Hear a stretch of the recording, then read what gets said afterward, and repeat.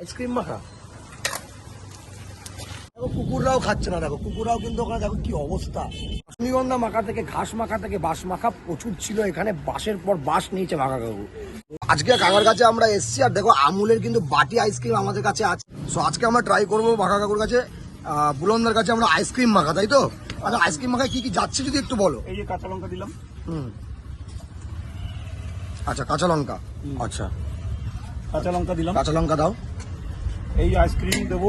Ice cream দিয়ে কাঁচা লঙ্কা জীবনে তো বাবার জন্য শুনিনি। না। পাখার মধ্যে প্রথমে চলে গেছে লঙ্কা, তারপরে যাচ্ছে আইসক্রিম। আইসক্রিম একটু লেবু দিলাম। আইসক্রিমের মধ্যে আবার লেবু যাচ্ছে।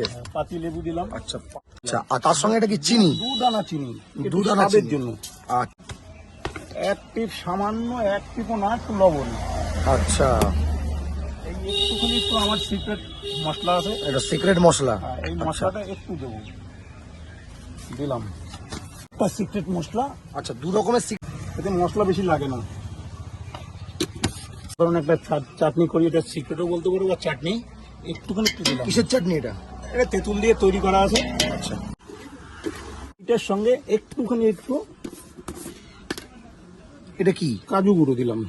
গোলমরিচও যাচ্ছে।